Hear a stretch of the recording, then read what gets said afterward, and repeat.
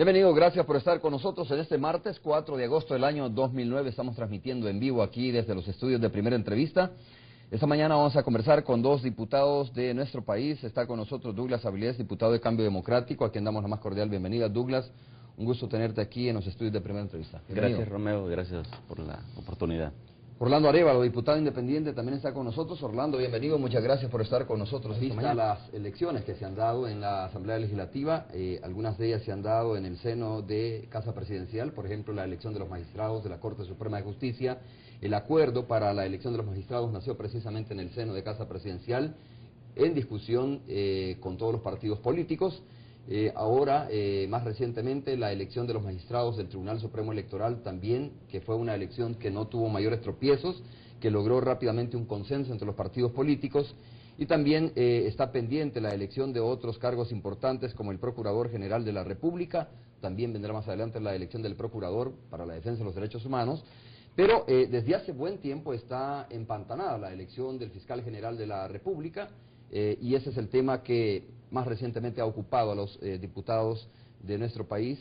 Hubo un intento muy fuerte en los últimos días, incluso se habló de que ya estaba el nombre, ya que ya había un acuerdo para la elección de los magistrados, del Fiscal General de la República, pero al final este acuerdo se cayó.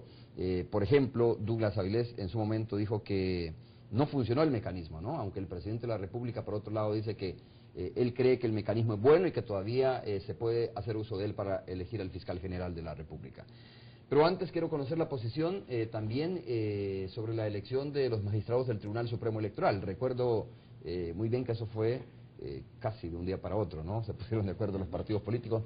No fue polémico eso, entiendo, a pesar de que ayer tuvo Orlando en una conferencia de prensa, desde el movimiento que tú estás liderando, objetabas la elección de uno de los magistrados del Tribunal Supremo Electoral. El mecanismo en términos generales, no sé, te escucho. Es correcto. Recuerdo yo que en su momento el doctor Héctor Daviresi, como diputado del Cambio Democrático, también objetó la elección de un magistrado del Tribunal Supremo Electoral, ¿no? Que coincidentemente es la misma persona, por cierto, y representa el mismo partido político. En esta vez, Cambio Democrático tiene una posición similar a la que está manejando Orlando Arévalo, o objeta también el proceso de elección. Por supuesto. ¿Cómo fue tu voto en este proceso? No, nosotros votamos por una propuesta de representación de la ciudadanía. Quiero decirte que el magistrado Moreno Niños, a mi manera de entender, obtuvo 47 votos. Es decir, los 47 votos que suma la derecha representada en la Asamblea Legislativa. Nosotros votamos por la propuesta del doctor Domingo Méndez como magistrado propietario y por René Francisco Amaya como magistrado suplente. René Francisco Amaya, dicho sea de paso, procedía de una de las propuestas a las que le dio iniciativa de ley el diputado Orlando Arévalo, venía por el MIRE. Y el doctor Domingo Méndez, pues nosotros creímos que era la persona más idónea para poder competir por el puesto. Además nosotros, tú sabes, Romeo, tenemos una vieja herida abierta. Nosotros fuimos víctimas respecto a este tema. Claro, nosotros fuimos víctimas en el pasado de una maniobra que va a quedar registrada en la historia como una de las peores para la institucionalidad del país, donde un magistrado que nos correspondía a nosotros se le fue dado al Partido de Conciliación Nacional, e incluso nosotros demandamos en la Corte Suprema de Justicia, y la historia sobre eso es larguísima, ¿verdad? O sea, pasaron más de un año sin resolver el caso y bueno, ahí está, ¿verdad? ¿Se repite Ahora, entonces la historia en ese caso?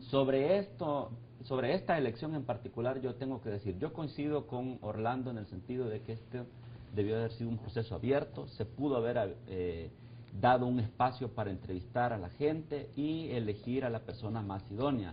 Pero Romeo y audiencia de Tecnovisión tiene que saber que esta es la triste realidad que nos impone a veces la mayoría de los votos, en todas las instancias. Es decir, en Comisión Política nosotros hubiéramos deseado tener la posibilidad de que se aprobara un proceso donde se entrevistara a la gente y con base a capacidad e idoneidad pudiera haber optado al puesto. No obstante, todos sabemos que la mayoría simple por hoy está manejada por un bloque de derecha, y además son los votos necesarios, es decir, 43 para elegir un magistrado, en este caso el tercer magistrado, y desde ese punto de vista, frente a esa realidad no te queda más camino que con hechos consumados asumir una posición como la que Cambio Democrático asumió, en el sentido de apoyar su propio candidato procedente de la ciudadanía. Creíamos que esta era una salida decente para nosotros respecto a este proceso. Jamás hubiésemos votado por un magistrado de esa naturaleza. En el pasado, repito, nosotros mismos fuimos víctimas de una situación tremenda y entonces no íbamos a prestarnos a una cosa como esa jamás. Ok, a ver, ustedes me ayudan en esto, ¿no? Recuerdo que hubo varias demandas ante la Corte Suprema de Justicia precisamente cuestionando la legalidad de este magistrado del Tribunal Supremo Electoral que se le adjudicó al Partido de Conciliación Nacional. Al final la Corte Suprema de Justicia, si mal no recuerdo, avaló precisamente el nombramiento de Julio Moreno Si me Nils. permites añadir un elemento quizás en honor a la justicia y a la objetividad de los hechos, aquella resolución de la Corte Suprema de Justicia no fue por unanimidad. Hasta donde recuerdo, la magistrada entonces, doctora de Avilés, no estuvo a favor de semejante resolución, pero igual, como Orlando dice, el antecedente quedó ahí. Claro. Una decisión que violaba todos los principios elementales de la aplicación de la justicia en este país, pero no solo eso, un antecedente de retardación de justicia de las del tipo que nosotros deseamos que en esta Corte Suprema de Justicia no se repita, ¿verdad?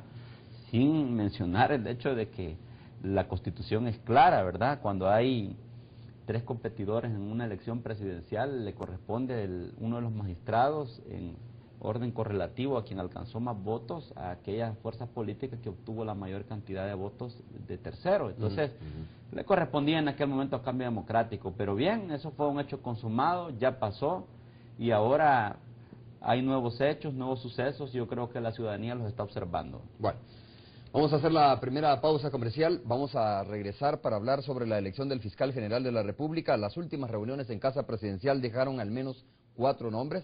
Son los que conocemos en este momento, se los puedo mencionar: Henry Campos, Tito Celada es otro nombre, y también Astor Escalante y Delmer Rodríguez, ¿no? Así es que esos son como los 4 nombres que se están manejando en este momento, que al final de las reuniones, las últimas reuniones, no alcanzaron ningún acuerdo. Vamos a regresar para hablar con eso y preguntarle a nuestros invitados cómo quedó al final la situación, si este es el escenario que está en este momento. Algunos partidos políticos dicen que hay que limpiar la mesa nuevamente, nadie quiere adjudicarse el retraso de la elección del fiscal general de la República, cuando el partido Arena pone sobre la mesa a Astor Escalante y por otro lado el partido FMLN pone a Henry Campos, entonces se entrampa la situación. Así que hacemos la pausa, regresamos en breve.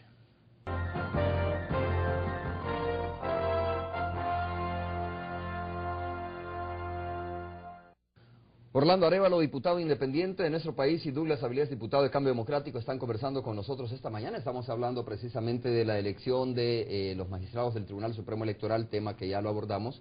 Y ahora estamos por entrar al tema de la elección del fiscal general de la República. Antes de ir a la pausa comercial, les mencionaba los 4 nombres que estaban de alguna manera sobre la mesa y sobre los cuales se discutió las últimas jornadas, que no lograron mayor acuerdo. Douglas, tú nos puedes decir cómo está el ambiente en este momento, si siguen estos 4 nombres siendo los más fuertes, o habrá que limpiar la mesa, como se dice, y, no sé, abrir la lista, ¿no? O conocer nuevos nombres para fiscal general de la República. Sí, mira, Romeo, en este tema hay que decir algo. Con todo el respeto que me merecen 2 de los profesionales que tú mencionas de esos 4, en realidad, en esta etapa del proceso, lo que quedó claro ya cuando llegamos a las últimas instancias es que los candidatos eran 2. ¿Verdad? Y hubo expresiones de apoyo para uno u otro en ese sentido. No se veía por dónde se flexibilizaran las posiciones para tratar de escoger de los otros 2 el posible fiscal general de la República. Cuando te refieres que los candidatos eran 2, ¿a quiénes te refieres? Mira, yo preferiría no mencionar nombres y apellidos, pero todos sabemos en esta mesa a quiénes nos estamos refiriendo, ¿verdad? Ustedes mismos lo han estado informando porque han esculcado el proceso. Pero lo que pasa es que nosotros siempre hemos cuidado no mencionar nombres, pero lo sabemos, está sobreentendido en la discusión.